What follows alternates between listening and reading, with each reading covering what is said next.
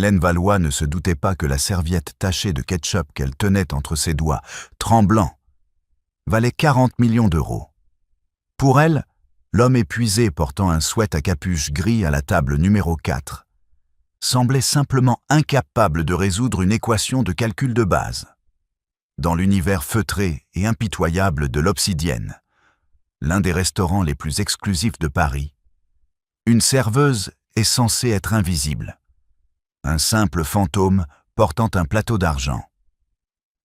Mais quand Hélène tapota l'épaule de Jacques de Torn, le milliardaire reclus, pour lui signaler une erreur fatale dans sa logique mathématique, elle ne se contentait pas de corriger un calcul. Elle déverrouillait une conspiration que la place financière de Paris avait enterrée depuis une décennie. 10 minutes plus tard, son tablier serait à la poubelle et sa vie ne tiendrait plus qu'à un fil. La pluie battait furieusement contre les immenses baies vitrées de l'Obsidienne, ce nouveau temple parisien de l'excès culinaire, situé au cœur du Triangle d'Or. À l'intérieur, l'air embaumait la truffe blanche, le vieux cognac et une forme sourde de désespoir. Hélène Valois ajusta la lanière de son tablier, ignorant la douleur vive et lancinante qui lui transperçait le bas du dos. Il était 22h45 ce mardi soir, et elle était debout depuis 11h. Ses aspirations à un doctorat de mathématiques à l'école polytechnique s'étaient éteintes 3 ans plus tôt, enterrée sous une montagne de dettes médicales contractées pour soigner son père. Aujourd'hui, elle servait des risottos à 200 € à des hommes qui la traitaient comme un élément du mobilier. La table 4 a besoin d'un rafraîchissement immédiat, Hélène. Bouge-toi, aboya Michel, le maître d'hôtel. Michel était un homme qui portait des costumes 3 tailles trop serrés et possédait la chaleur humaine d'un reptile à sang-froid. Et ne le regarde pas dans les yeux. Il est d'une humeur exécrable. Hélène saisit la carafe d'eau. La table 4 était l'emplacement le plus prisé, niché dans une alcôve de velours sombre. Le client était là depuis 2 heures. Il n'avait pas touché à son assiette. Il portait un sweat à capuche gris élimé qui semblait sortir d'une friperie. Et pourtant, il était assis dans un établissement où l'eau minérale coûtait plus cher que le salaire horaire d'Hélène. Elle s'approcha en silence. L'homme était voûté sur la table, griffonnant furieusement sur le dos de l'addition et sur plusieurs serviettes en papier. Ses cheveux étaient en désordre, grisonnant aux tempes, et il dégageait une intensité terrifiante. Hélène versa l'eau pétillante. Il ne s'y a pas. Il continuait d'écrire, possédé par ses chiffres. Elle jeta un coup d'œil. Elle n'aurait pas dû. La règle d'or de l'Obsidienne était l'indifférence totale. Mais l'esprit d'Hélène était une machine qui ne pouvait s'empêcher de fonctionner. Elle voyait des nombres, des variables, des intégrales. Ce n'était pas le calcul d'un pourboire. C'était un modèle d'évaluation des risques pour un rachat d'entreprise par endettement. Plus précisément, il essayait de calculer la probabilité de dépréciation des actifs sur une courbe de 5 ans en utilisant un modèle de volatilité stochastique. Hélène s'arrêta net, la carafe suspendue dans les airs. Ses yeux suivirent l'encre noire sur la serviette. L'équation A mène à B, dérivée de X. Elle fronça les sourcils. « Vous allez perdre l'entreprise », dit-elle d'une voix douce mais assurée. La main de l'homme se figea. Le grattement du stylo s'arrêta net. Le silence dans l'alcôve devint soudainement lourd et oppressant. Lentement, Jacques de Torn leva les yeux. Il avait le regard fatigué, des cernes profonds marqués sur une peau pâle. Mais son regard était tranchant comme un scalpel. Il ne ressemblait pas à un milliardaire. Il ressemblait à un professeur d'université souffrant d'insomnie chronique.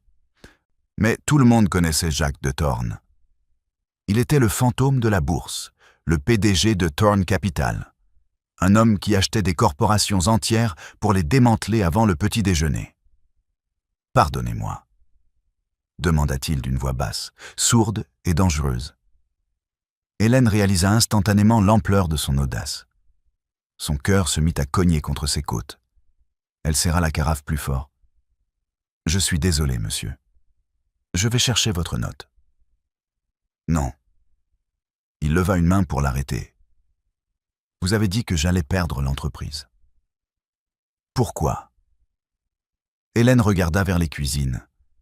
Michel l'observait comme un faucon, les yeux plissés de suspicion. Si elle continuait la discussion, elle était licenciée. Si elle partait, Thorne risquait de faire un scandale. Elle soupira, se résignant à son sort. Elle pointa un ongle soigné vers la 3e ligne de ses gribouillis. « Vous utilisez une distribution gaussienne pour modéliser le risque, » expliqua-t-elle, sa voix se raffermissant à mesure que la logique mathématique prenait le dessus sur sa peur. Mais les conditions du marché pour ce secteur spécifique, en supposant qu'il s'agisse de matériel technologique d'après la valeur bêta que vous avez inscrite ici, présentent des queues de distribution épaisses. Les événements extrêmes sont bien plus probables que ce que votre modèle prédit. Thorne fixa la serviette, puis leva les yeux vers elle. Continuez. Si vous reportez cette erreur jusqu'à l'intégration sur la ligne du bas, poursuivit-elle en se penchant légèrement, vous sous-estimez la volatilité d'un facteur 3. Vous pensez que le risque est de 12%. En réalité, il est proche de 38%. Si vous achetez à ce prix, le service de la dette écrasera les flux de trésorerie en moins de 6 mois. Vous ne perdrez pas seulement des bénéfices. Vous déclencherez une clause de défaut de paiement. Thorne retourna à sa serviette. Il sortit un stylo plume Montblanc de sa poche et raya une ligne entière. Il griffonna un nouveau calcul, ses lèvres bougeant en silence. Il recommença. Puis, il s'arrêta. Il s'adossa à la banquette de cuir, exhalant un long soupir. « 37,8%, murmura-t-il. Il leva les yeux vers elle, la voyant réellement pour la toute première fois. « Qui êtes-vous » ? « Je ne suis que la serveuse, monsieur de Thorne, » répondit Hélène en reculant d'un pas. « Voici l'addition. Je vais chercher le terminal de paiement. » Hélène. Le cri résonna à travers la salle. Michel arrivait en trombe, le visage empourpré par la rage. Il s'approcha de la table, essoufflé et transpirant. « Monsieur de Thorne, je vous présente mes excuses les plus sincères, » bafouilla Michel en s'inclinant légèrement. « Est-ce que cette employée vous a importuné ? Elle est nouvelle, elle est incompétente, elle est ennuyeuse, » trancha Thorne froidement, sans quitter Hélène des yeux. Michel se tourna vers Hélène, un rictus méprisant déformant sa lèvre. « En cuisine, tout de suite. Tu es fini. Prends tes affaires et disparais. » « Mais, » commença Hélène. « Dehors !» siffla Michel. « Tu as dérangé un client VIP. Tu as de la chance que je n'appelle pas la police pour harcèlement. » Hélène sentit le sang quitter son visage. Elle regarda Thorne, espérant une défense, un mot, n'importe quoi. Mais le milliardaire était déjà retourné à ses calculs, ignorant le monde autour de lui. Il avait pris sa correction, l'avait utilisée et l'avait jetée. Bien sûr, les hommes riches ne se souciaient pas du petit personnel. Hélène dénoua son tablier en plein milieu de la salle, le jeta sur une chaise vide et sortit. Elle ne regarda pas en arrière. L'allée de service derrière l'obsidienne sentait le carton mouillé et le poisson avarié. La pluie s'était transformée en un véritable déluge.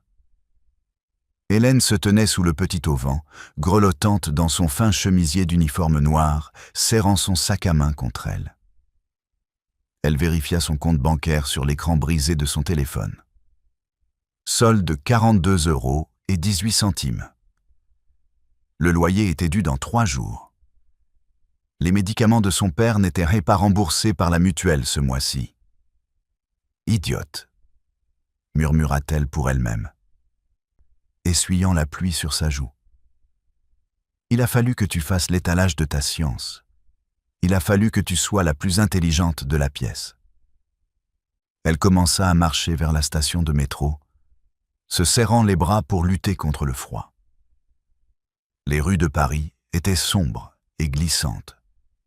Elle entendit le bruit des pneus sur l'asphalte mouillé derrière elle, le ronronnement sourd d'un moteur puissant. Elle ignora le bruit, pressant le pas. La voiture se rangea à sa hauteur et ralentit pour suivre son rythme. C'était une berline noire, aux vitres teintées plus sombres que la nuit. Hélène serra la poignée de son sac. Elle chercha du regard un magasin ouvert, un gardien, n'importe qui. La vitre arrière descendit dans un sifflement mécanique. « Montez », dit une voix. Hélène s'arrêta. Ce n'était pas une prière. Elle scruta l'obscurité à l'intérieur du véhicule. Jacques de Thorne était assis sur la banquette arrière. Il ne portait plus son sweat. Il avait enfilé une chemise blanche impeccable, le premier bouton ouvert. Il tapait sur une tablette numérique. « Je ne suis ni une escorte, ni un taxi », dit Hélène, la voix tremblante mais défiante. « Allez résoudre vos problèmes de maths tout seul. » Thorne s'arrêta de taper. Il regarda par la fenêtre. « Vous venez de me faire économiser 200 millions d'euros, mademoiselle Valois. » Hélène se figea. « Comment connaissez-vous mon nom ? Je sais tout de vous, » répondit Thorne calmement. « Hélène Marie Valois, ancienne prodige de Polytechnique, spécialisée dans la dynamique non linéaire et la théorie du chaos. Vous avez abandonné vos études il y a 3 ans quand votre père, André Valois, a été diagnostiqué d'un Parkinson précoce. Vous cumulez 3 emplois pour payer ses soins. Vous avez actuellement 2 mois de retard sur les frais de l'établissement spécialisé. » Hélène eut l'impression d'avoir reçu un coup de poing à l'estomac. La pluie trempait ses cheveux, les collant à son visage. « Qui êtes-vous ? » ?»« Je vous l'ai dit, je suis le gars qui était sur le point de commettre une erreur très coûteuse. » Thorne désigna le siège vide à côté de lui. « Il fait chaud ici, et j'ai une offre d'emploi à vous proposer. Cela paie mieux que les pourboires à l'Obsidienne. » Hélène hésita. Chaque fibre de son être lui criait que c'était dangereux, mais le souvenir du solde de son compte bancaire clignota dans son esprit. « Si vous tentez quoi que ce soit, » dit-elle. « J'ai un stylo dans ma poche, et je sais exactement où se trouve votre jugulaire. » Thorne esquissa un sourire. C'était une expression terrifiante, brève et tranchante. Je n'en attendais pas moins d'une théoricienne du chaos. « Montez !» Elle grimpa dans la voiture. La portière se referma avec un bruit mat, isolant le tumulte de la ville. L'intérieur sentait le cuir luxueux et une odeur stérile comme l'ozone. « Où allons-nous » demanda Hélène. « À mon bureau » répondit Thorne. « Nous avons du travail. Il est presque minuit. L'argent ne dort jamais, Hélène. Et mes ennemis non plus. » Thorne lui tendit une tablette. Elle affichait l'organigramme complexe d'une société appelée Etalguard Logistique. « Je n'ai pas seulement acheté une entreprise ce soir. J'ai acheté une scène de crime, et j'ai besoin de quelqu'un capable de voir les chiffres qui n'existent pas. » Hélène regarda l'écran. C'était un enchevêtrement de sociétés écrans et de comptes offshore. « Pourquoi moi ? Vous avez une armée de comptables. » « Les comptables cherchent des niches fiscales, » dit Thorne, ses yeux se durcissant. « J'ai besoin de quelqu'un qui cherche des motifs, des schémas. Quelqu'un capable de repérer un mensonge dans un tableur depuis l'autre bout de la pièce. » Il se rapprocha d'elle. Cette erreur mathématique sur la serviette. Ce n'était pas la mienne. Hélène fronça les sourcils. « Que voulez-vous dire ? » « Je n'ai pas commis cette erreur volontairement, » murmura Thorne. « J'ai recopié ces chiffres directement du rapport d'audit que mon directeur financier m'a remis ce matin. Mon directeur financier, un homme en qui j'ai confiance depuis 10 ans, voulait que j'achète cette entreprise. Il voulait que j'utilise ce modèle erroné. La réalisation frappa Hélène de plein fouet. « Il voulait que vous échouiez. Il voulait que je saigne », corrigea Thorn. « Quelqu'un essaie de détruire Thorn Capital de l'intérieur. Je ne sais pas qui d'autre est impliqué. Je ne peux pas faire confiance à mon conseil d'administration. Je ne peux pas faire confiance à mes analystes. » Il la regarda intensément. « Vous êtes un fantôme, Hélène. Vous n'existez pas dans mon monde. Personne ne vous connaît. Personne ne vous craint. Cela fait de vous mon arme la plus redoutable. » La voiture prit un virage serré, se dirigeant vers le quartier de la Défense. Les gratte-ciels imposants se dressaient comme des géants d'acier sous la pluie. « Je vous propose un poste d'assistante exécutive, » dit Thorn. « Le salaire de départ est de 250 000 € par an. Plus une prime si nous survivons à la semaine. » Hélène le fixa, hébétée. Le chiffre était astronomique. Cela résoudrait tout. Cela sauverait son père. Et si je dis non? Alors le chauffeur vous ramène chez vous et vous retournez servir des risottos. Hélène baissa les yeux vers la tablette. Elle vit les chiffres danser à nouveau. Elle vit le motif caché. Et au fond d'elle, l'universitaire endormi, la femme qui aimait les énigmes plus que les gens, sentit une étincelle qu'elle n'avait pas ressentie depuis des années. « J'aurais besoin d'une avance, » dit Hélène. « Pour mon père. » Thorn sortit un chéquier. Il écrivit un montant et détacha la page. Il ne lui remit pas en main propre. Il le posa sur la console entre eux. « Bienvenue chez Thorn Capital, » dit-il. « Ne vous installez pas trop confortablement. Nous sommes actuellement en guerre. » La voiture descendit dans le parking souterrain de la tour Thorn. Tandis qu'il s'enfonçait dans les profondeurs du bâtiment, Hélène réalisa qu'elle ne pénétrait pas seulement dans le bureau d'un milliardaire. Elle entrait dans une fosse aux requins. Mais Thorn ignorait une chose. Hélène Valois avait nagé avec des requins toute sa vie. Les siens portaient simplement des tabliers au lieu de costumes de créateurs italiens. L'ascension vers le 90e étage de la tour Thorn dura 45 secondes. Pour Hélène, ce fut comme une transition entre deux dimensions. Ses oreilles se bouchèrent alors que les chiffres sur l'affichage numérique grimpaient, laissant loin derrière la crasse des rues parisiennes détrempées. Quand les portes s'ouvrirent, elles ne révélèrent pas un bureau de réception, mais un vaste espace de verre et d'acier qui ressemblait plus à un centre de commandement qu'à un bureau. Les lumières étaient tamisées, diffusant un bleu ambiant. À travers les fenêtres panoramiques, l'horizon de Paris était une grille de diamants scintillants, indifférente aux gens qui luttaient en bas. « Mon étage personnel », dit Jacques de Thorn en sortant.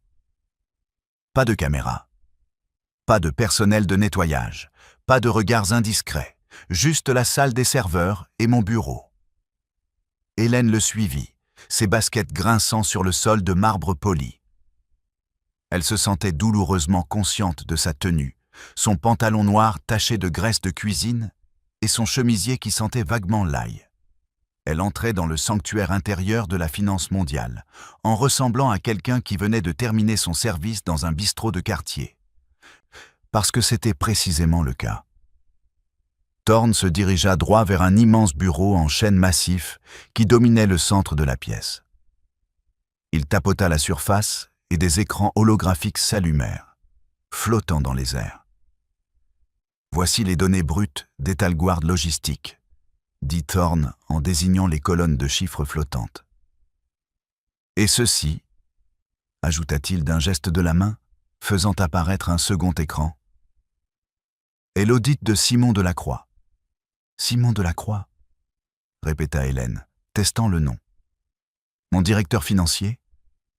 Mon meilleur ami depuis les bancs de l'université, le parrain de mai. » Thorn s'arrêta, sa voix s'étouffant une fraction de seconde avant de se durcir à nouveau. « Le parrain de mes enfants inexistants. Nous avons bâti cette entreprise ensemble à partir de rien. Et vous pensez qu'il vous trahit ? Je ne pense pas, répondit Thorn en sortant une bouteille de whisky d'un tiroir et en versant 2 verres. Il ne lui en proposa pas. Il vida le sien d'un trait. Les mathématiques disent qu'il le fait. Vous l'avez prouvé. L'erreur dans le modèle de risque n'était pas de l'incompétence. Simon ne fait jamais d'erreur. C'était délibéré. Il voulait que l'acquisition se concrétise pour que la dette déclenche une clause de défaut de paiement immédiate. Hélène s'approcha des écrans. Sa fatigue commençait à s'évanouir, remplacée par l'adrénaline de l'énigme. Elle ne voyait pas les chiffres comme de la monnaie, mais comme un flux d'énergie. S'il déclenche un défaut de paiement, murmura Hélène, ses yeux balayant les lignes de code. Les créanciers saisissent les actifs. Qui sont les créanciers? Thorne appuya sur une touche. Un consortium appelé Vanguard Holdings. Hélène plissa les yeux. Laissez-moi voir la structure de propriété de Vanguard. Je ne peux pas. C'est une fiducie aveugle, basée aux îles Caïmans. Totalement opaque. Rien n'est opaque, murmura Hélène. Elle s'assit dans le fauteuil en cuir de Thorne. Il coûtait plus cher que la voiture de son père. Elle tira le clavier vers elle. Les chiffres laissent toujours une ombre. Que faites-vous? Je cherche l'écho, dit-elle, ses doigts volant sur les touches. Si Simon Delacroix vous transmet de mauvaises données, il doit communiquer avec Vanguard. Même si la fiducie est aveugle, le flux d'argent ne l'est pas. Je vais effectuer une analyse spectrale sur les horodatages des transactions. Thorne l'observait. Pour la première fois depuis des années, il semblait incertain. Vous savez coder en Python. Monsieur de Thorne, j'ai écrit une thèse sur les modèles de prédiction algorithmique pour les systèmes météorologiques chaotiques. Suivre quelques milliards d'euros est plus facile que de prédire un orage. Pendant l'heure qui suivit, le seul son dans le penthouse fut le cliquetis rythmique du clavier et le martèlement de la pluie contre les vitres. Thorne faisait les 100 pas dans la pièce, regardant les informations sur une télévision sans son. Les titres défilaient déjà. Rumeurs d'instabilité chez Thorne Capital. Chute des contrats à terme. Les requins commençaient à tourner. « Je vous tiens », dit soudainement Hélène. Thorne fut à ses côtés en un instant. Qu'est-ce que c'est? Ce n'est pas seulement un mauvais modèle de risque, dit Hélène, le visage pâle sous la lumière bleue de l'écran. C'est une boucle. Regardez ces horodatages. Chaque fois qu'Etalguard déplace de l'argent, une microtransaction de 0,01 centime se produit sur un compte dormant à l'intérieur des propres serveurs de votre entreprise. C'est un signal. Un signal pour qui? Pour un robot de trading automatisé, expliqua Hélène. Il attend. Au moment où vous signez l'accord pour Etalguard, le robot exécute une vente à découvert massive sur vos propres actions. Il n'essaie pas seulement de vous mettre en faillite, Jacques. Il parie contre vous avec votre propre argent. Le visage de Thorne devint livide. Un délit d'initié à une échelle massive. Si cela s'exécute, dit Hélène en levant les yeux vers lui, vous irez en prison pour fraude. L'autorité des marchés financiers verra les transactions provenant de votre propre serveur, autorisées par vos propres identifiants. Simon a volé mes clés d'accès, réalisa Thorne. Il frappa le bureau de son poing, faisant scintiller les écrans. Il me piège. À ce moment précis, l'ascenseur carillonna. Le son résonna comme un coup de feu dans la pièce silencieuse. Hélène sursauta. Les yeux de Thorne se plissèrent. J'avais verrouillé l'ascenseur. Chuchota Thorne. Seules 2 personnes possèdent le code prioritaire. Les portes coulissèrent. Un homme en sortit. Il était impeccable. Il portait un costume bleu marine sur mesure qui lui allait comme une seconde peau. Ses cheveux étaient parfaitement coiffés, et il portait une mallette en cuir souple. Il souriait, mais son sourire n'atteignait pas ses yeux. C'étaient des yeux de requin, froids et morts. « Jacques, » dit Simon Delacroix, sa voix lisse comme de la soie, « j'ai vu la lumière. Tu travailles tard. Nous avons la conférence de presse demain matin. Le regard de Simon glissa au-delà de Thorn et se posa sur Hélène. Il l'examina de haut en bas, s'attardant sur la tache de graisse sur son pantalon. Un regard de dégoût pur et total traversa son visage. « Et je vois que nous avons commandé du divertissement. » Simon eut un petit rire méprisant. « Bien que je doive dire, Jacques, que tes goûts se sont détériorés. On dirait qu'elle sort d'une benne à ordures. » Hélène se tint droite, le menton levé. Elle se sentait petite et sale dans ce palais de verre. Mais elle se souvenait des mathématiques. Les mathématiques la rendaient puissante. « Voici Hélène, » dit Thorn, sa voix étonnamment stable. « C'est ma nouvelle auditrice externe. » Simon éclata de rire. C'était un son sec et creux. Une auditrice. Elle a l'air d'être ici pour nettoyer les toilettes. « Jacques, fais-tu une dépression nerveuse? Devons-nous appeler le médecin à nouveau? Je suis ici pour vérifier les calculs, monsieur Delacroix, » dit Hélène. Sa voix tremblait légèrement, mais elle la força à être forte. Simon fit un pas de plus, entrant pleinement dans la pièce. La température semblait chuter. Les calculs. « Je t'assure, ma petite, que les calculs sont parfaits. Ils ont été vérifiés par 3 cabinets indépendants. »« Vraiment ?» défia Hélène. « Alors pourquoi le coefficient bêta dans votre modèle de risque suppose-t-il un marché plat alors que l'indice de volatilité explose? Et pourquoi y a-t-il un algorithme récursif intégré dans le grand livre d'Etalgard lié à un compte dormant au Caïman? » Le silence qui suivit fut absolu. Simon Delacroix cessa de bouger. Son sourire s'évanouit.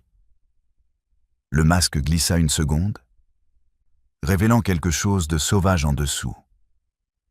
Il regarda Hélène, puis l'écran derrière elle. Il vit le code qu'elle avait extrait. Il se tourna vers Thorn. « Tu as donné accès au système central à une serveuse. Elle l'a trouvé en 10 minutes, Simon, » dit Thorn doucement. « Il t'a fallu 10 ans pour le construire, et elle l'a démantelé en 10 minutes. » Simon soupira. Il posa sa mallette sur une table en verre. Il ajusta ses boutons de manchette. « Eh bien, » dit Simon, sa voix descendant d'une octave. « C'est regrettable. J'espérais faire cela proprement, Jacques. Te laisser prendre ta retraite dans le déshonneur, peut-être quelques années dans une prison dorée. Mais maintenant... » Simon sortit un téléphone de sa poche et tapota l'écran une fois. Soudain, les lumières du bureau devinrent rouges.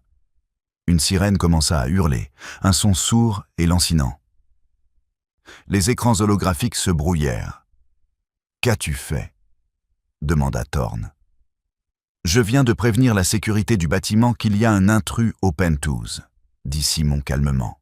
« Une femme instable qui a attaqué le PDG.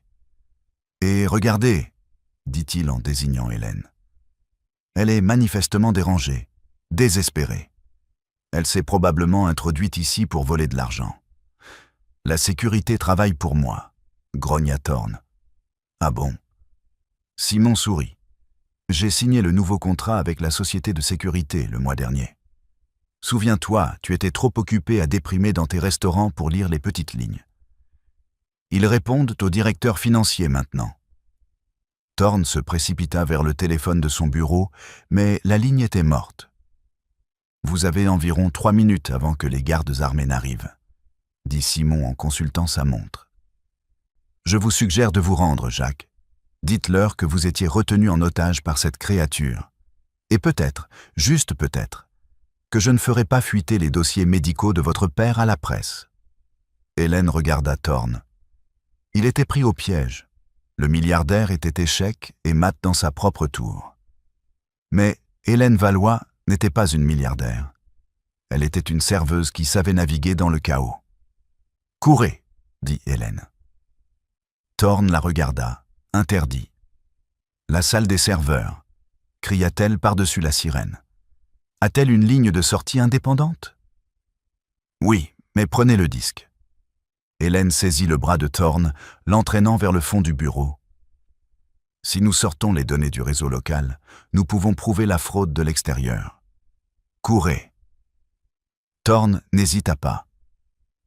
Il saisit un disque dur argenté sur son bureau et s'élança après elle. « Garde !» hurla Simon, perdant enfin son calme. Hélène et Thorne firent irruption dans la salle des serveurs, juste au moment où les portes de l'ascenseur s'ouvraient à nouveau, révélant 3 hommes en tenue tactique. Thorne ferma violemment la lourde porte en acier de la salle des serveurs et enclencha le verrou magnétique. Des coups résonnèrent contre le métal 1 seconde plus tard. « Ils vont découper ça en 5 minutes », haleta Thorne, s'appuyant contre un rack de serveurs bourdonnant. Il faisait glacial dans la pièce. « 5 minutes, c'est une éternité, » dit Hélène. Elle repéra une trappe d'évacuation de secours dans le plafond. « Comment sont vos capacités en escalade, monsieur de Thorne ?» Thorne leva les yeux vers la trappe, puis les baissa vers la serveuse qui avait bouleversé sa vie. Il sourit, un regard sauvage et téméraire revenant dans ses yeux. « Bien meilleur que mon calcul intégral, » dit-il. Le vent sur le toit de la tour Thorne était assez puissant pour renverser un homme. Être au sommet de 90 étages, en pleine tempête, était une expérience viscérale et terrifiante. La pluie ne tombait pas. Elle attaquait horizontalement comme des milliers d'aiguilles.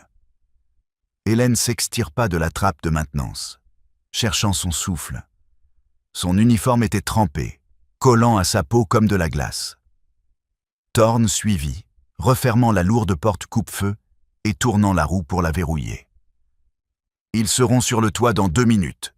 cria Thorne pour couvrir le rugissement du vent. « Où allons-nous » Hélène hurla en retour. « Nous ne pouvons pas sauter !»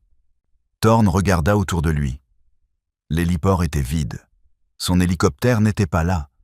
L'ascenseur de service sur le côté nord. Il fonctionne sur un générateur indépendant.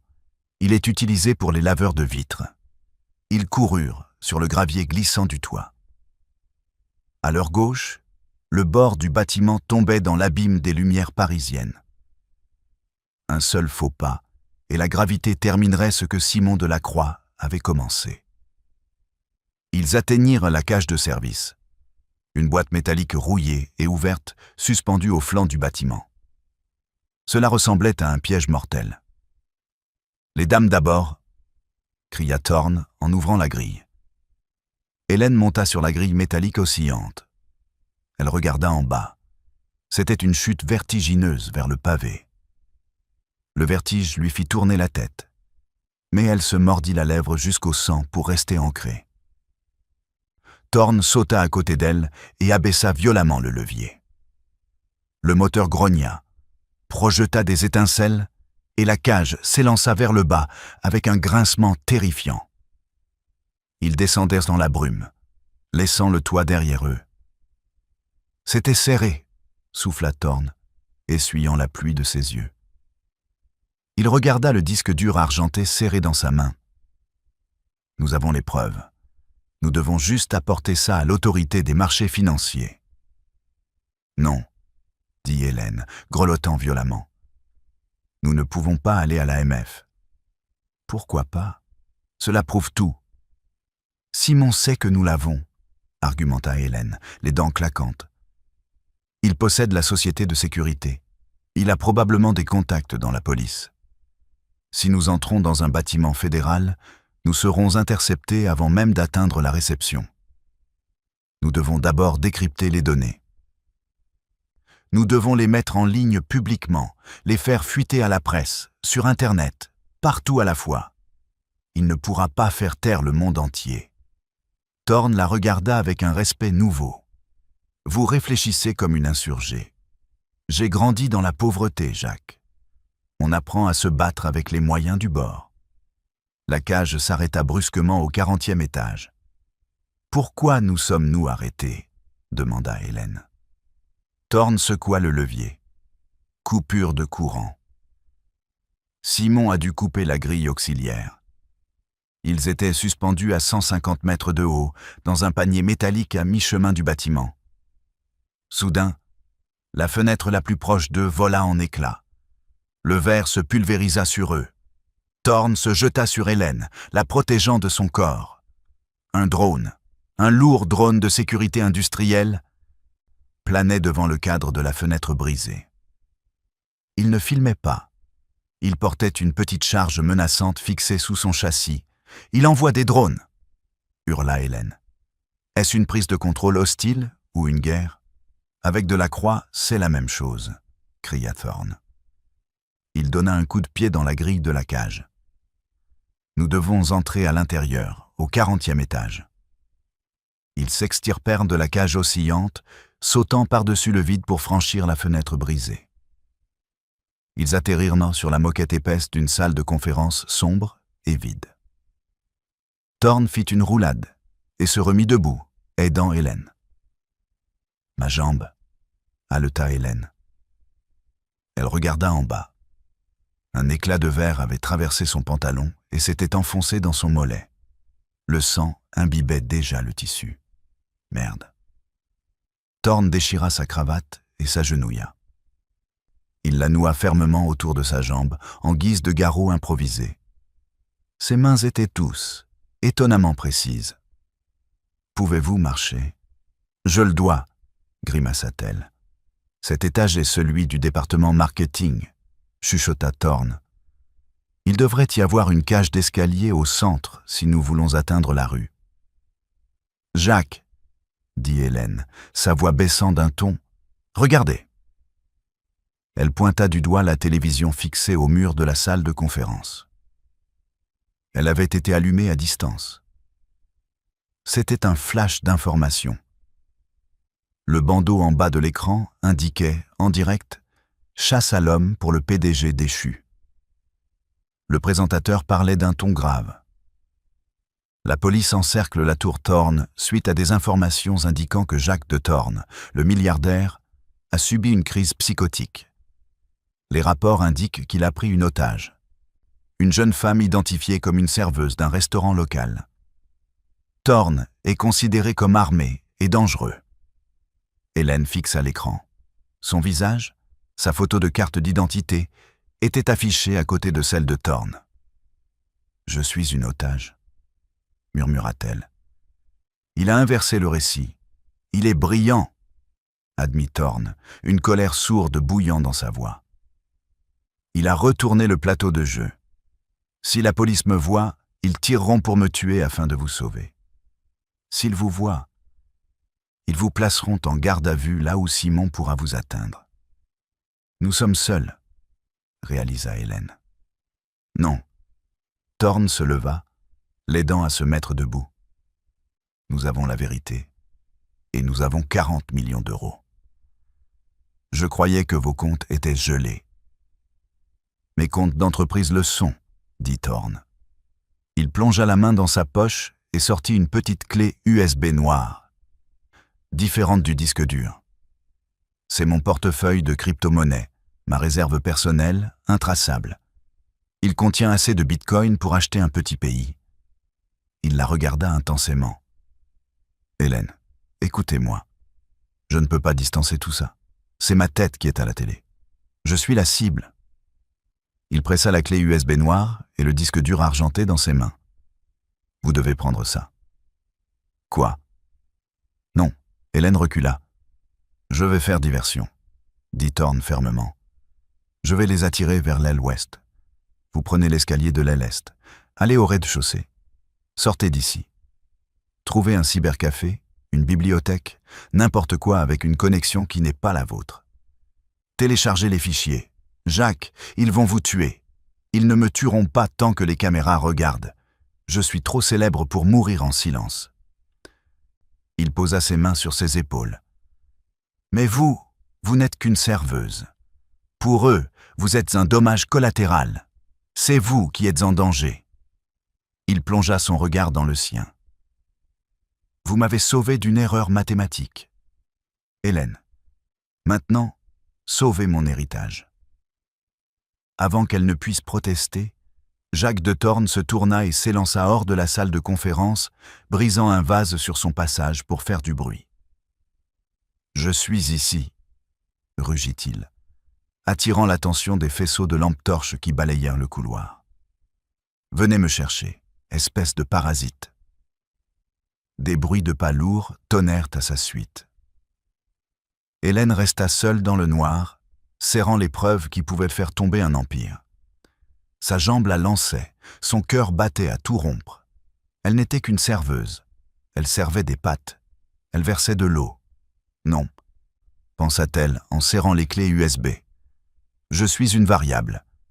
Et elle était sur le point de changer l'équation. Hélène boita vers l'escalier est, se fondant dans les ombres. La chasse était ouverte. L'issue de secours au bas de l'escalier et donnait sur une ruelle étroite, encombrée de sacs poubelles. Hélène s'effondra sur l'asphalte mouillé, sa jambe se dérobant sous elle. Elle retint un cri, sentant le goût du fer dans sa bouche. La ville criait elle aussi. Les sirènes hurlaient de toutes parts, ricochant sur les gratte-ciels. Des lumières bleues et rouges clignotaient contre les murs de briques. « Équation », se dit Hélène, forçant sa respiration à ralentir. Isoler la variable. Résoudre pour la survie. Première étape, la blessure. Elle se traîna derrière une benne à ordures. L'adrénaline qu'il avait portée pendant 40 étages s'évaporait, remplacée par une agonie froide et lancinante dans son mollet. Elle dénoua la cravate de soie. La coupure était profonde, laide, mais le saignement s'était calmé. Elle fouilla dans son sac. Elle n'avait pas de trousse de secours, mais elle avait le kit de survie d'une serveuse, une petite bouteille de gel hydroalcoolique, de la superglue pour les talons cassés et un rouleau de ruban adhésif. « Ça va faire mal », murmura-t-elle à la pluie. Elle versa le gel sur la plaie ouverte. La douleur fut aveuglante, une étoile blanche explosant dans sa vision. Elle haleta, les larmes se mêlant à la pluie sur son visage. D'une main tremblante, elle pinça la peau pour rapprocher les bords et appliqua la superglue, scellant la blessure. Elle enroula le ruban adhésif par-dessus, serré. C'était rudimentaire. C'était brutal. Mais cela tiendrait. Deuxième étape, l'évasion. Elle se leva. Elle ne pouvait pas aller à l'hôpital. Delacroix aurait déjà signalé son visage. Elle ne pouvait pas rentrer chez elle. La police l'attendrait. Elle vérifia son téléphone. Pas de réseau. Ou plutôt, réseau bloqué. Elle réalisa alors pour le GPS. Si Simon Delacroix était aussi minutieux que Thorne le disait, il traçait déjà l'email de son téléphone. Elle transportait une balise de localisation. Hélène regarda l'appareil, son lien avec le monde, contenant les photos de son père, ses contacts. Elle n'hésita qu'une seconde. Elle le jeta dans une flaque d'eau et l'écrasa avec le talon de sa chaussure, jusqu'à ce que l'écran soit réduit en poussière. Elle était un fantôme désormais, véritablement invisible. Elle sortit de la ruelle, laissant ses cheveux tomber sur son visage. Elle émergea dans la foule de curieux qui s'étaient rassemblés derrière le cordon de police pour observer le spectacle à la tour Thorne. « On dit qu'il a une bombe », chuchota une femme à côté d'elle. « Le milliardaire est devenu fou. »« J'ai entendu dire qu'il a tué une serveuse », répondit un homme. Hélène garda la tête basse et avança. Elle se fondit dans le flux des piétons, utilisant la dynamique des fluides de la foule pour masquer son boitement. Elle se dirigea vers le métro. Troisième étape, la mise en ligne. Elle avait besoin d'un ordinateur, mais pas n'importe lequel. Elle avait besoin de puissance de calcul, d'anonymat et d'une connexion assez rapide pour exécuter un décryptage de haute fréquence. Elle prit la ligne 7 vers le 13e arrondissement. Le wagon était presque vide, les néons vacillaient. Hélène fixa son reflet dans la vitre sombre. Elle avait l'air d'une épave, trempée, sale, le sang suintant à travers le ruban adhésif sur sa jambe. Mais ses yeux étaient clairs. La panique avait disparu. La logique pure avait pris le dessus. Elle descendit à Place d'Italie et marcha 2 blocs jusqu'à un endroit appelé le Nexus. C'était un cybercafé en sous-sol, de ceux qui sentent la boisson énergisante et le plastique surchauffé. L'endroit était bondé d'adolescents hurlant dans leurs casques, jouant à des jeux en ligne. Hélène posa un billet de 50 € mouillé, un pourboire de la semaine dernière, sur le comptoir. L'employé, un adolescent blasé aux cheveux verts, ne leva même pas les yeux de son manga. « Cabine au fond !» grogna-t-il. « Pas de téléchargements illégaux !» Hélène s'assit au terminal. Elle brancha le disque dur argenté et la clé USB noire. Ses doigts survolèrent le clavier. « D'accord, Jacques, » murmura-t-elle. « Voyons ce que vous avez acheté. » Elle ouvrit le disque. Comme elle s'y attendait, cryptage AES 256 bits. Forcer l'accès prendrait 1 million d'années. Elle regarda la clé USB noire, le portefeuille crypto. Thorne avait dit que c'était de l'argent.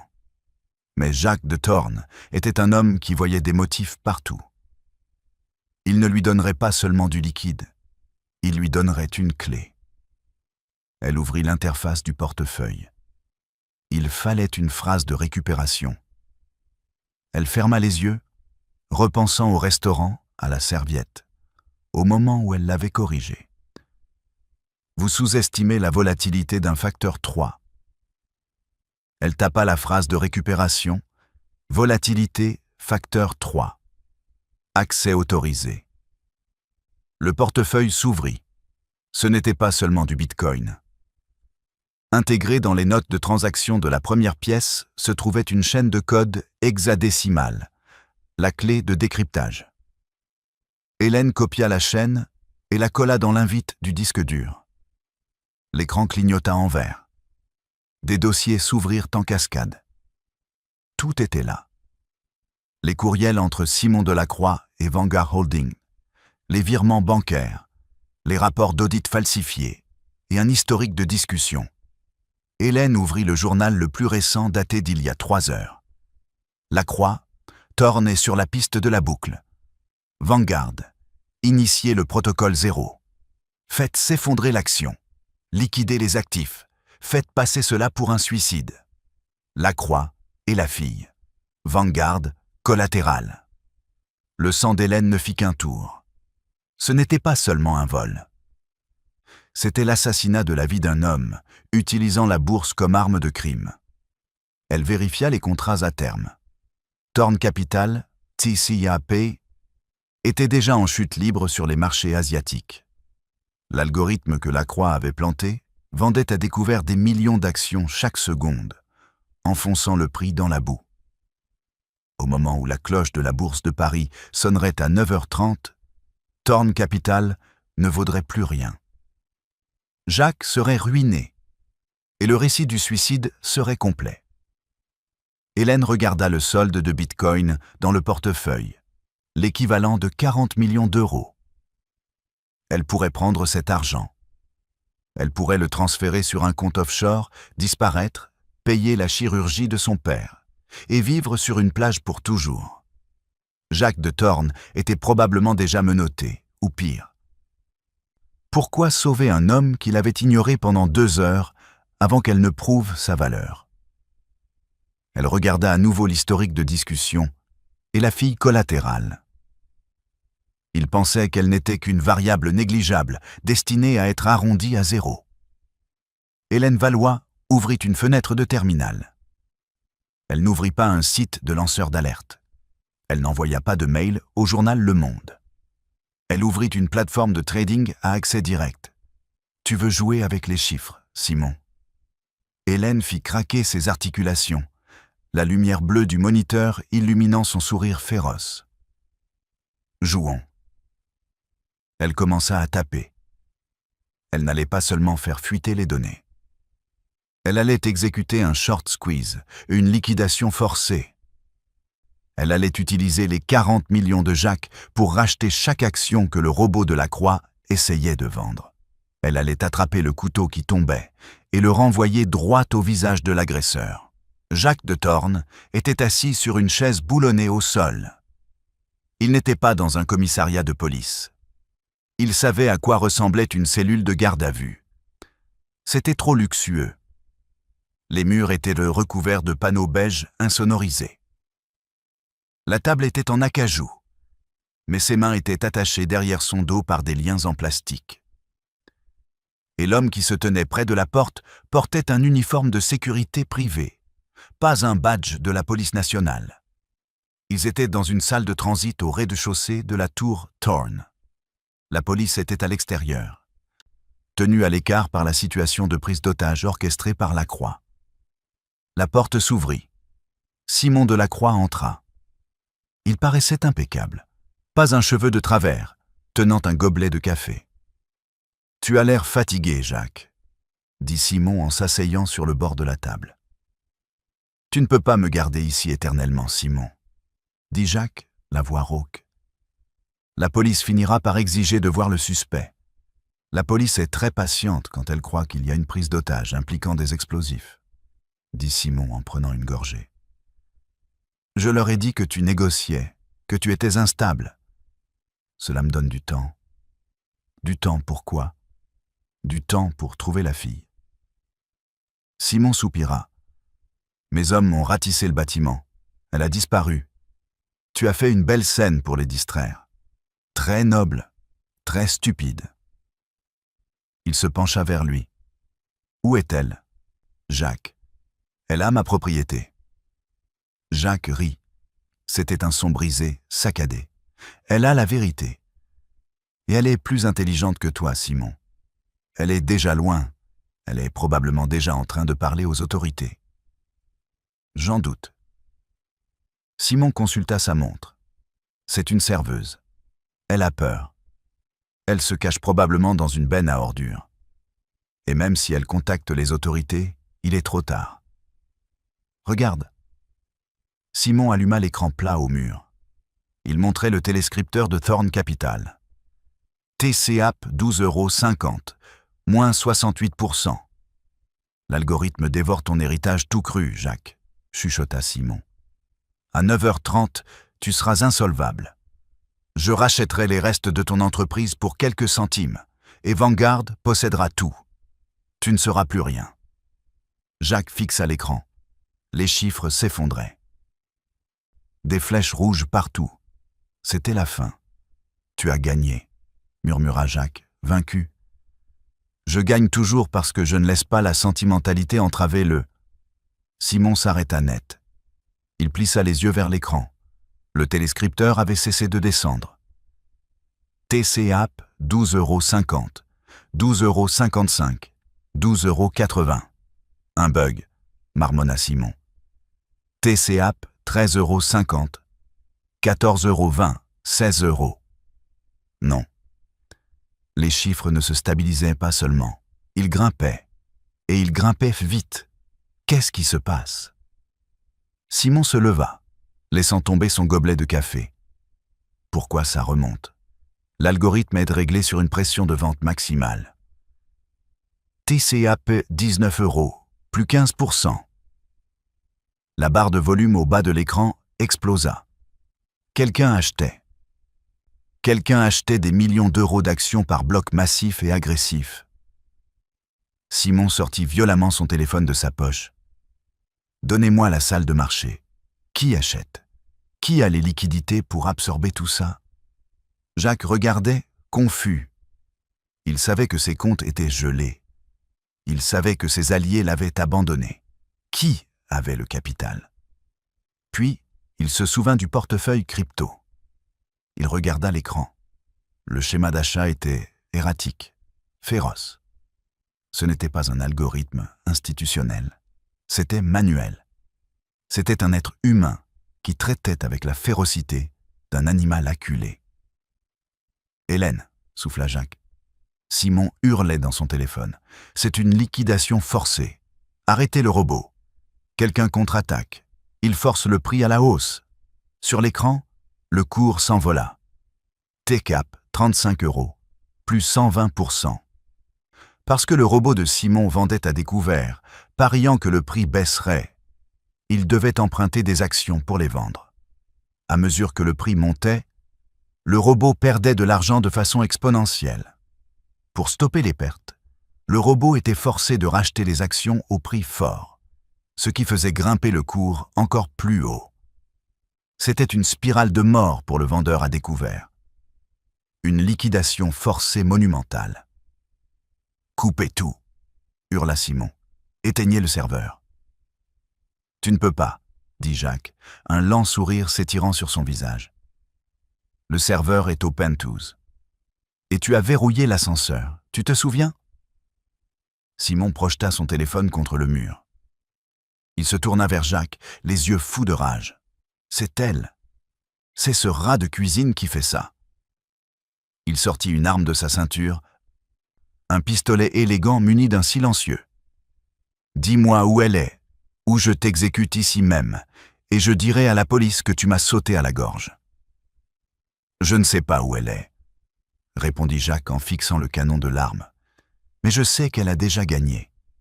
TCAP 85 € plus 400%. Je perds des milliards, » hurla Simon. Son calme s'était évaporé. Le requin s'agitait désespérément sur le pont. Soudain, la porte de la salle de transit s'ouvrit violemment. Ce n'était pas la police. C'était le système de sonorisation du bâtiment. Il grésilla avant de s'activer, couvrant la musique d'ambiance du hall. « Attention !» Une voix résonna dans tout le hall, forte et claire. C'était une voix de femme, essoufflée mais déterminée. Simon se figea.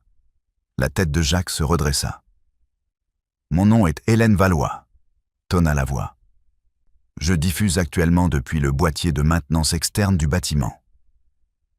Je viens de transmettre un grand livre crypté de 500 pages à l'autorité des marchés financiers, au journal Le Monde et sur la blockchain publique. » Simon regarda autour de lui, paniqué. Où est-elle? Trouvez la source. Le fichier contient les preuves de détournement de fonds, de délit d'initié et de conspiration pour fraude par Simon Delacroix et Vanguard Holdings. Continua la voix d'Hélène, résonnant sur les murs de marbre. De plus, Simon, vérifie ton compte personnel au Caïman, celui qui est lié au robot de trading. Simon se précipita sur sa tablette. Il se connecta d'une main tremblante. Solde du compte, 0 €. Je n'ai pas seulement acheté l'action, dit la voix d'Hélène, qui ressemblait maintenant à celle d'un juge rendant son verdict. J'ai tracé la source de financement du robot. C'était une rue à double sens. Tu as financé l'attaque. J'ai vidé le réservoir. Tes liquidités ont disparu. Tu es ruiné, Simon. La porte de la salle s'ouvrit à nouveau. Cette fois, c'était le GIGN, ou plutôt une unité d'élite de la police. Mais ils ne pointaient pas leurs fusils vers Jacques. Un capitaine s'avança. Il tenait une tablette montrant les documents qu'Hélène avait fuités. « Simon Delacroix, » dit le capitaine, « posez votre arme. Nous avons un mandat fédéral pour votre arrestation pour fraude boursière et vol qualifié. » Simon regarda la police, puis Jacques, puis l'écran où Thorn Capital se négociait maintenant à un niveau historique. Il lâcha son arme. Elle cliqueta sur le sol. Alors qu'ils emmenaient Simon, menotté et hurlant pour ses avocats, un officier coupa les liens de Jacques. Jacques se frotta les poignets, se levant lentement. Il regarda le haut-parleur au plafond. « Où es-tu » chuchota-t-il. Le soleil du matin traversait les fenêtres brisées du penthouse de Thorn Capital, illuminant les débris de ce qui avait été une zone de guerre quelques heures plus tôt. L'air sentait encore l'ozone et les serveurs en surchauffe. Les équipes de la police scientifique se déplaçaient comme des fantômes silencieux, relevant des empreintes sur les tables en verre, tandis qu'une équipe d'avocats coûteux discutait bruyamment dans un coin. Jacques de Thorn se tenait au milieu du chaos, sourd au bruit. Il fixait le seul objet de la pièce, qui n'avaient pas été saisis comme preuve ou détruits pendant le siège. Une serviette en papier froissé et tachée de ketchup. Elle reposait sur le bureau en acajou, comme un drapeau blanc dans une mer de ruines corporatives. Monsieur de Thorne. Jacques ne leva pas les yeux. C'était le capitaine Miller, l'officier en charge, l'air fatigué et tenant un carnet. Nous avons terminé l'inspection, monsieur. Simon Delacroix est en cours de traitement au centre de détention. Nous avons sécurisé les serveurs, mais Miller hésita, changeant d'appui. Nous n'avons toujours pas trouvé la femme. Mademoiselle Valois. La tête de Jacques se redressa brusquement. Vous avez vérifié les escaliers, le toit, partout.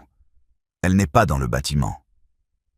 Nous avons tracé cette diffusion non autorisée jusqu'à un boîtier de maintenance au niveau de la rue. Mes hommes ont trouvé du sang près du panneau, mais aucun signe d'elle. Elle s'est évaporée dans la circulation du matin. Une angoisse froide, plus acérée que la perte de n'importe quelle fortune, perça la poitrine de Jacques. Elle était blessée. Elle était seule. Et malgré le fait qu'elle ait sauvé son empire, elle pensait probablement qu'elle était une fugitive. Dans son monde, celui des factures impayées et des dettes médicales, la police ne protégeait pas les gens comme Hélène Valois. Il les arrêtait. Elle n'ira pas à l'hôpital, marmonna Jacques à lui-même. Elle sait que la croix a des yeux partout. Elle va se terrer. Monsieur, nous avons besoin d'une déposition concernant les allégations de prise d'otage. J'en ai fini avec les dépositions, grogna Jacques. Il saisit la serviette et la fourra dans sa poche. Préparez ma voiture. Je sais où elle se trouve. 40 minutes plus tard, une berline noire bosselée s'arrêta devant le trottoir d'un petit café de banlieue à Aubervilliers. C'était le genre d'endroit qui sentait l'huile de friture usée et le chagrin, où le café était assez fort pour décaper de la peinture. Jacques descendit du véhicule. Il portait toujours sa chemise de cérémonie ruinée, tachée de suie et de sueur, ses cheveux en bataille. Il poussa la porte vitrée, le carillon joyeux contrastant avec la boule d'anxiété dans son estomac. Le café était calme. Un chauffeur de poids lourd était au comptoir. Mais dans le box tout au fond, niché dans les ombres, se trouvait une silhouette affalée sur une table en formica jaune. Elle dormait. Sa tête reposait sur ses bras croisés. Sa jambe blessée était posée sur le banc en vinyle, entourée d'un bandage maladroit fait de gaze blanche et de rubans adhésifs. Une assiette d'œufs brouillés froids restait intacte près de son coude. Jacques s'approcha lentement. Elle semblait incroyablement fragile. La mathématicienne féroce qui avait liquidé un fonds spéculatif et surpassé un sociopathe n'était plus là. À sa place, il n'y avait qu'une jeune femme épuisée dans un uniforme de serveuse sale. Il glissa dans le box en face d'elle. Hélène ouvrit brusquement les yeux. Elle sursauta, sa main plongeant instinctivement vers son sac sous la table, là où elle avait probablement caché les disques durs. « Doucement », dit Jacques d'une voix apaisante, levant les mains. « C'est fini. Vous pouvez arrêter de courir. » Hélène cligna des yeux, le regarda et rougit. Elle le regarda, puis regarda la porte, s'attendant à voir les menottes. Est-ce que ça a marché? Sa voix n'était qu'un murmure, fragile comme du verre. Ça a marché, répondit Jacques en se penchant en avant. Delacroix est fini. Les autorités ont tout reçu. Et l'action? L'action se négocie à 124 €. Techniquement, Hélène, vous m'avez fait gagner environ 3 milliards d'euros pendant que j'étais coincé dans ce bureau. Hélène laissa échapper un long soupir tremblant. Ses épaules s'affaissèrent. Cool. Alors, est-ce que je peux récupérer mon tablier? Je dois assurer mon service. Michel m'a définitivement viré et le loyer tombe mardi. Jacques ne put s'en empêcher. Il éclata de rire, un rire sincère et chaleureux qui lui sembla étranger. « Votre tablier. »« Hélène, vous vous inquiétez pour le loyer. J'ai des factures, Jacques. J'ai un père qui... »« Votre père a été transféré, » interrompit Jacques, sa voix douce mais ferme. « J'ai passé l'appel depuis la voiture. Il est actuellement installé dans une suite privée à l'hôpital américain. Les meilleurs spécialistes du pays examinent son dossier. Tout est payé. La chirurgie, la rééducation, les soins pour toujours. » Hélène se figea. Les couleurs quittèrent de son visage, puis y revinrent en force. Elle ouvrit la bouche pour parler, mais sa voix lui fit défaut. Des larmes montèrent à ses yeux, coulant sur ses joues avant qu'elle ne puisse les arrêter. Elle pressa une main sur sa bouche, secouée de sanglots silencieux. « Pourquoi ?» parvint-elle à articuler. « Parce que vous m'avez sauvé la vie, » dit Jacques. « Et parce que vous aviez raison sur le risque, sur les mathématiques, sur tout. » Il plongea la main dans sa poche et posa un document plié sur la table collante. Ce n'était pas un chèque, c'était un contrat de travail. « J'ai licencié toute mon équipe de stratégie ce matin, » dit Jacques. « J'ai besoin d'une associée, de quelqu'un capable de voir les chiffres qui n'existent pas. » Hélène essuya ses yeux avec une serviette en papier. Elle regarda le contrat, puis le café autour d'elle, le mug ébréché, la vie dans laquelle elle était piégée. Puis, elle regarda Jacques. Elle prit un stylo, mais elle ne signa pas tout de suite. À la place, elle retourna la feuille. Sur le dos blanc, elle dessina rapidement une équation différentielle, un modèle complexe pour une croissance éthique et durable. Elle la poussa vers lui. « Votre modèle actuel est prédateur, » dit-elle, un petit sourire féroce revenant sur ses lèvres. « Si j'accepte le poste, nous changeons les variables. Nous ne démantelons plus les entreprises. Nous les reconstruisons. Plus de capitalisme de vautours. C'est ma condition. » Jacques regarda l'équation. C'était élégant. C'était brillant. Il sourit. Marché conclu. 6 mois plus tard. L'ascenseur menant au 90e étage de la toute nouvelle société Valois Thorn Capital carillonna doucement. Hélène Valois en sortit. L'uniforme taché de graisse n'était plus qu'un lointain souvenir, remplacé par un tailleur gris anthracite sur mesure qui imposait le respect.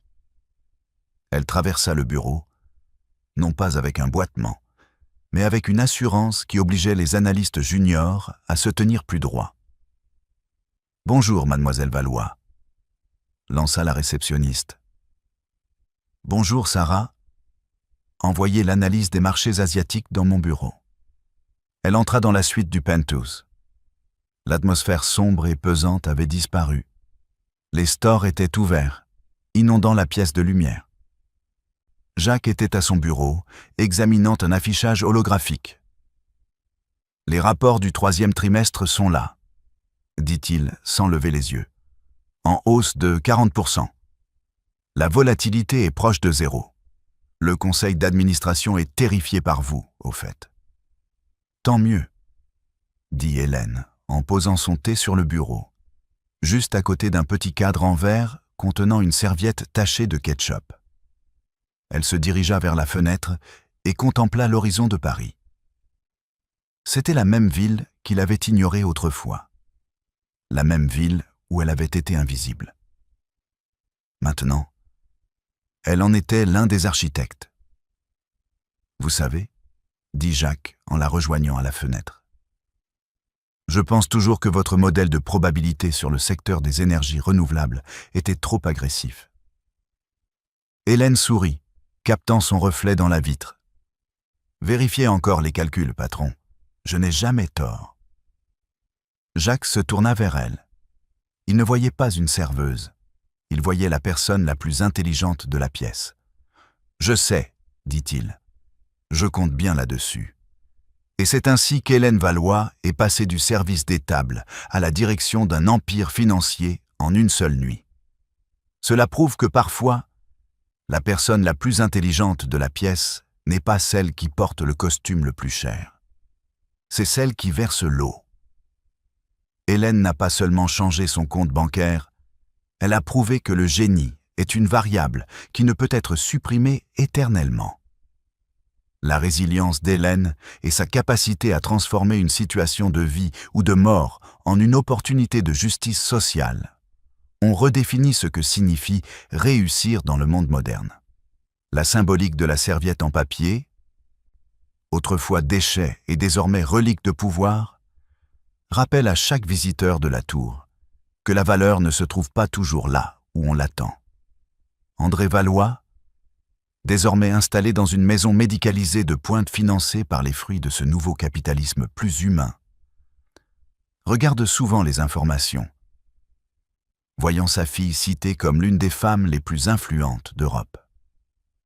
Le passé de serveuse d'Hélène n'est plus une honte, mais une force, une expérience de terrain qui lui permet de comprendre les rouages invisibles de l'économie réelle, là où les autres ne voient que des abstractions mathématiques. Jacques de Thorne, de son côté, a trouvé plus qu'une associée, il a trouvé une boussole morale dans un monde qui en manquait cruellement. La tour Thorne, autrefois forteresse de solitude, est devenue un phare de renouveau. Chaque décision prise entre ces murs est désormais passée au crible de l'équation Valois, cherchant non seulement le profit, mais l'impact. Simon Delacroix, derrière les barreaux de sa prison, ne peut que ruminer sur l'imprévisibilité du chaos qu'il pensait maîtriser. Il avait oublié une règle fondamentale de l'univers. Aucune variable n'est jamais tout à fait isolée. Et une seule serveuse, avec un esprit brillant, peut suffire à renverser tout un système corrompu. La renaissance d'Hélène est complète. De l'obscurité de l'allée de service à la lumière éblouissante des sommets parisiens. Elle incarne la preuve vivante que la connaissance est le levier le plus puissant au monde. Dans les couloirs de Polytechnique, on raconte désormais son histoire aux nouveaux étudiants, non pas comme un avertissement sur les dangers de la vie, mais comme une légende sur la puissance de l'intégrité. Jacques et Hélène continuent de travailler tard, mais ce n'est plus par désespoir ou par peur des ennemis. C'est par passion pour le puzzle, pour cette danse éternelle des chiffres qui, lorsqu'ils sont bien ordonnés, peuvent créer un monde meilleur. Et chaque fois que le doute s'installe, il leur suffit de regarder ce petit bout de papier encadré sur le bureau. Ce rappel constant que tout a commencé par une simple erreur de calcul corrigée avec courage dans le silence d'une nuit pluvieuse à Paris.